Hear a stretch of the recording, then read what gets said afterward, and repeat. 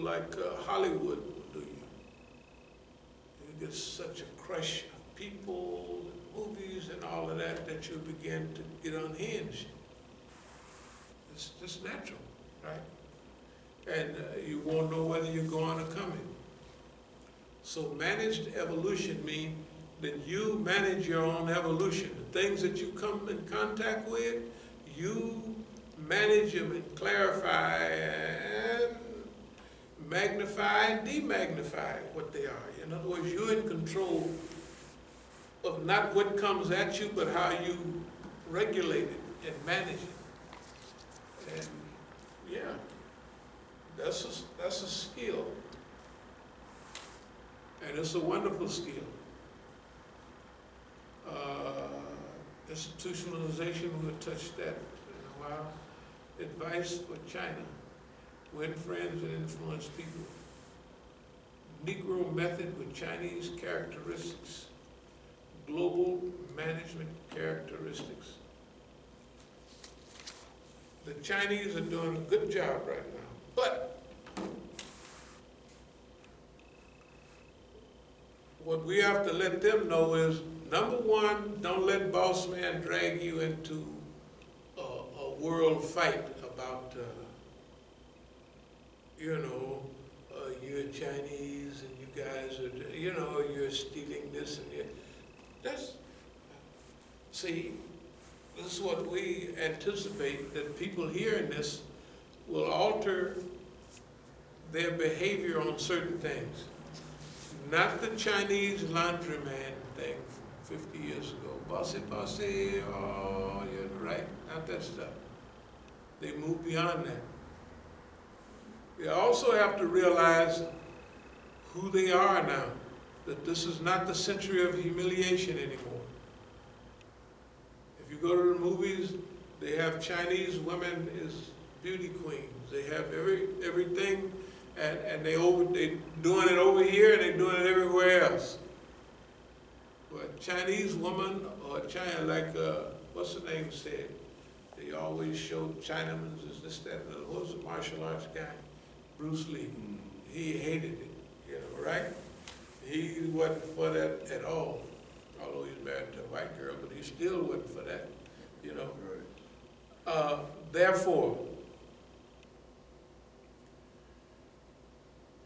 they have to see, or let's say the Chinese, and by the way, they're doing a great job. What I say, they're doing a great job. They bringing back all the old-time Chinamans with skill. The guys that you couldn't talk about. Confucius, you couldn't talk about that in Chairman Mao's time. That out-of-date bum, he was all they talked about Confucius. Now, they bringing Confucius back. And a lot of the stuff that Chairman Mao used to use in his writing about guerrilla warfare, some of the same tactics and strategies that came out of Lao Tzu's, right? But he never mentioned him. He would say this came from, I'd read the footnotes, this come from Big Chinaman way back when. It didn't come from Big Chinaman way back when, it come from so-and-so. Okay, but now, when you watch, they are skillfully reintegrating everybody that had to, because they're past that century of humiliation. After the Opium War, after they broke up the Chinese Empire, imagine China been there for, let's say, 4,000 years. They had never invaded anybody. Never. They built a wall to keep the barbarians or the poor people, not poor, but the uneducated people out. Because China was considered civilized. The Hadith say, travel for knowledge even into China, right? So everybody knew, you go over there, they got it going on. They got some hikmah over there. Well, they've been there 4,000 years of continuous civilizations, Actually, it's probably closer to 5. But anyway, so they have certain things in their culture, and they're bringing them out and blending them together. And the only little blend that we can help with is in dealing with America. In dealing with America, don't worry about building aircraft carriers and stuff like the Soviet Union did and going broke. Spend a few $100 million on defensive weapons and call it a day. Let him build up all that stuff. All those aircraft carriers and stuff that you could sink with one missile. Let them do it. One hypersonic, and the Chinese do have hypersonic. Right. Hypersonic means that they're so fast that they're not a regular missile traveling at 1,000 or 2,000 miles an hour. It's traveling at 6,000. I don't know how fast, but they're hypersonic, right? So why would you build a big old floating battleship? It's like putting out a battleship in World War II. Why you put out something that big that you can hit with a $50,000 missile and sink it? They're trying to do, the West is trying to do to China what they did to Russia. Get them involved in an arms race.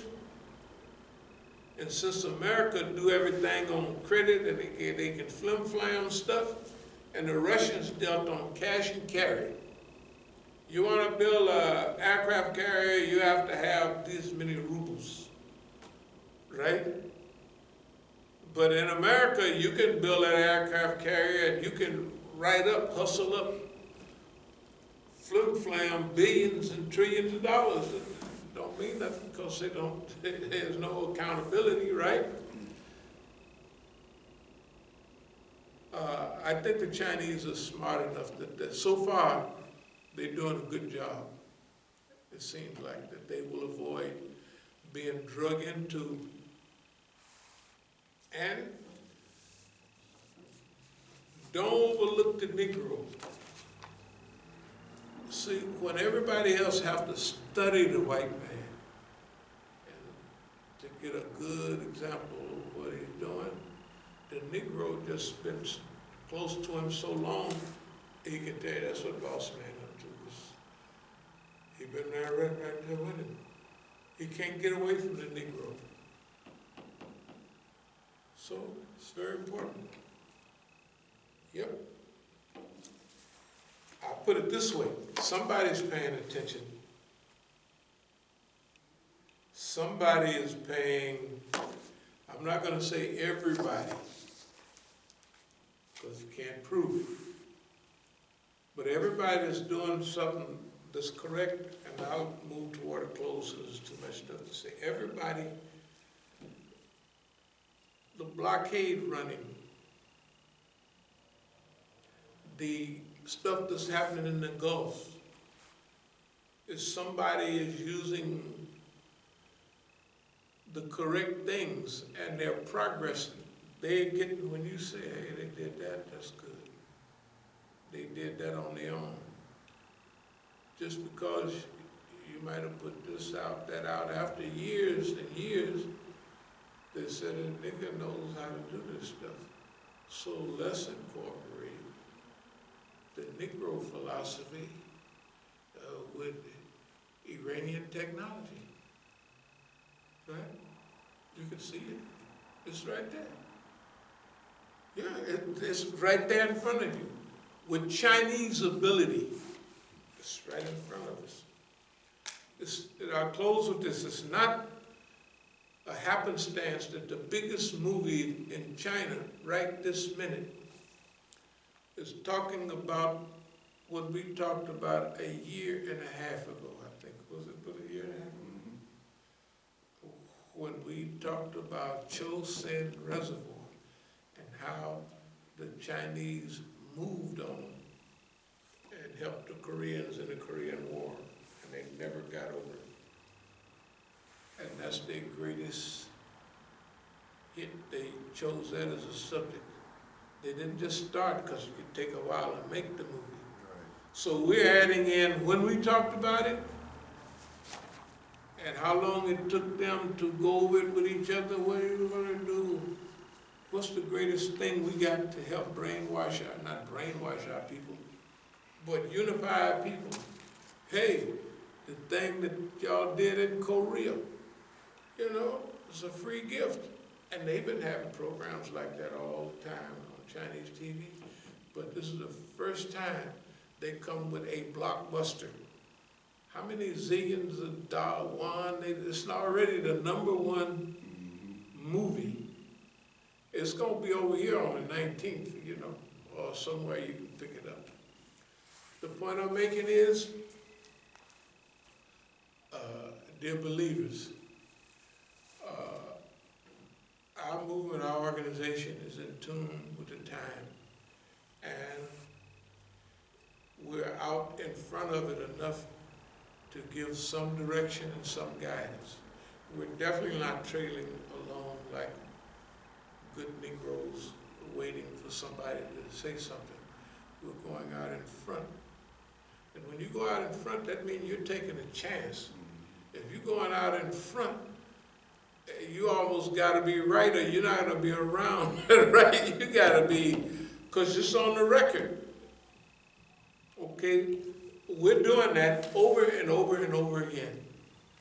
So, in closing, I would like to say this, that we're going to, before we go back to California, which we'll be back and forth, but we will start very soon to raise funds for the work that we're doing here.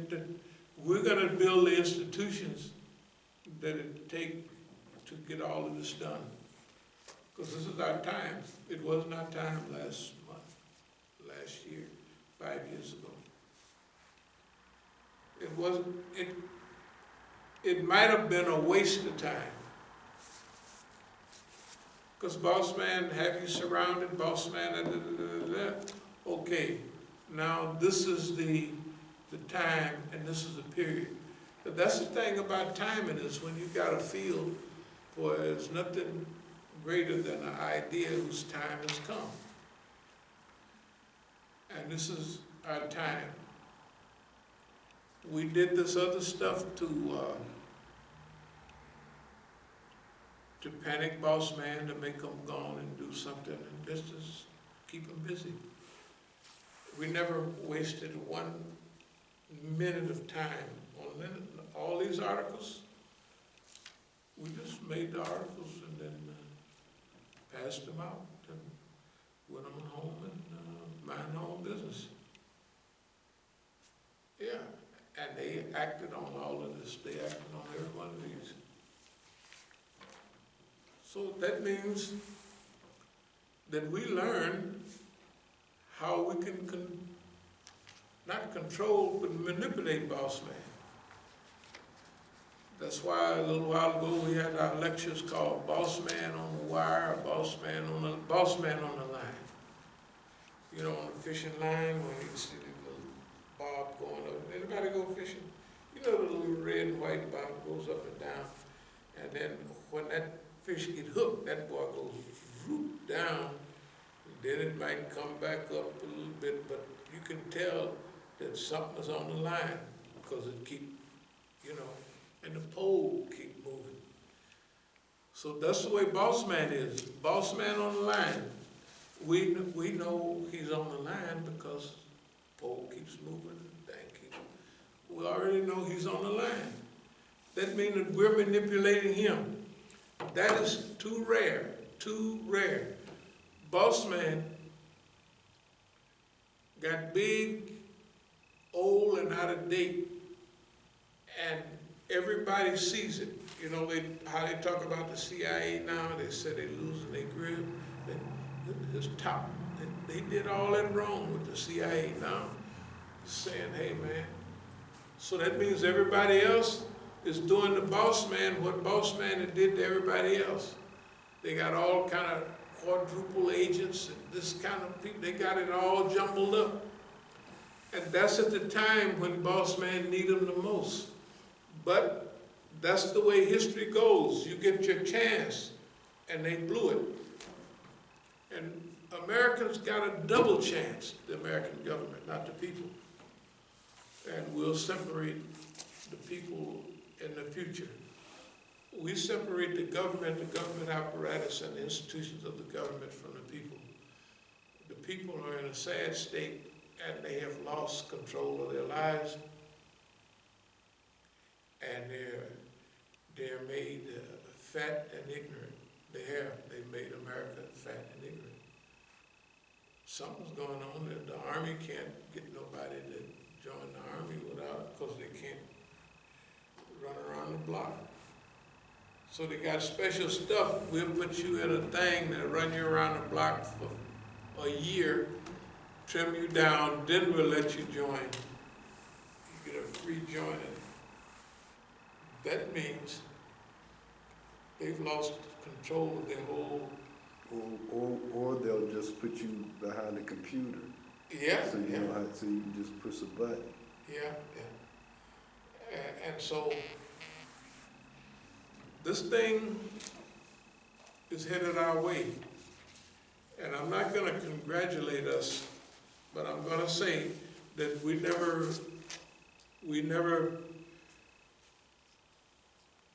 I don't say we never, but it's been decades since we felt that this thing is not going to work out for the favor of Islam. We just never felt that way. We felt that this was the time, and now, whether you watch the news or whether you don't, it's all headed our way. And as we said, great recovery, a setback ain't nothing but a setup for a comeback. I can put it there again. So a setback ain't nothing but a setup for a comeback. So these things are supposed to have been a setback. Ain't nothing happening. Inclusiveness, open letter to the churches. These are all years ago.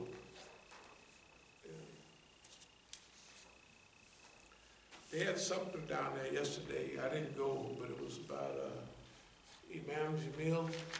I went. How was it? Was it Afia Siddiqui too? Yeah. My mom attended. Yeah. Okay. Yeah. What was it now? I went down there. What's the report on it? I mean, it was a small turnout. Right. You know, it kind of got drowned out by the. There was a Sudanese rally also at the same time, and at the same place? At the same place. It was right in front of the White House. Okay, it was in Lafayette Park. Yeah. So. Well, Bilal Sunni Ali, he was there. Right.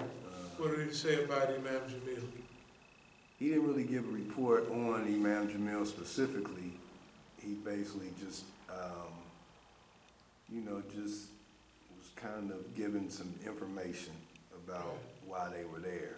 It wasn't much more than... What was the real Afia Siddiqui and the Imam Jamil? Yeah, that was pretty much it. Okay.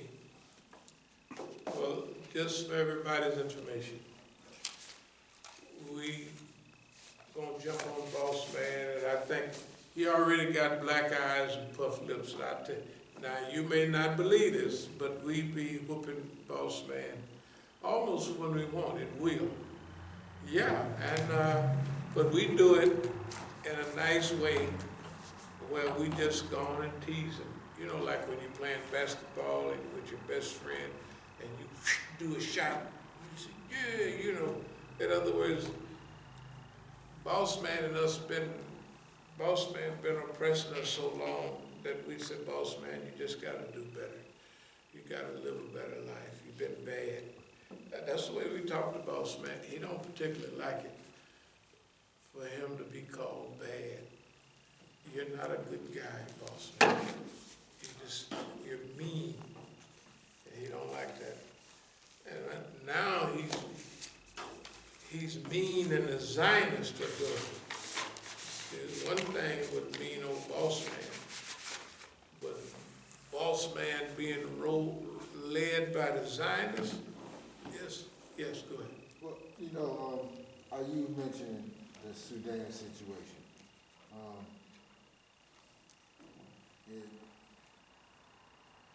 In my just looking at things this week on social media, that's been big. They over there cutting up, they in the street dancing, and I haven't read too much on it, but it seemed like the military took power from Bashir maybe, and now they're running things, and the young people, and I guess some of the older people too, is just kind of in a situation like we not ready to go in another run with the military. Can you speak to, you know,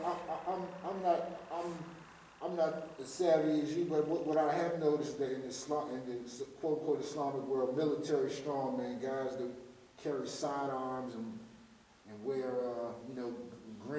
all green, you know, they, you know, from Saddam Hussein on up to the Taliban, guys who bust their guns tend to rise to the top in the Islamic lands, despite all of the modified and high-level knowledge we have there. It's just like Benning Road. The guys that run stuff up on Simple City are the guys who let that thing holler. And it's the same way I noticed in Sudan. Can you speak on it a little bit? It seems like there's always a power dynamic there in other places where the people never get the leadership that they want. It's just always the men with the guns. Is that what's happening? No, the example I'll give is, like when I was in Africa, for instance, when I was in Algeria, in the Sudan, Numeri, he was put out of rule in the Sudan, and he came back either 7 times or 9 times. When I was in Algeria, going to Tanzania, you had to go fly over, you know, Algeria, fly over to Egypt, then you take a plane south, and you would go through Sudan, you would go through, it was 2 things going on big at that time. One was at the airport in Entebbe, and the Israelis have built that. From Entebbe, you go to Nairobi, and the next stop from Nairobi is Dar es Salaam. Well, this is where we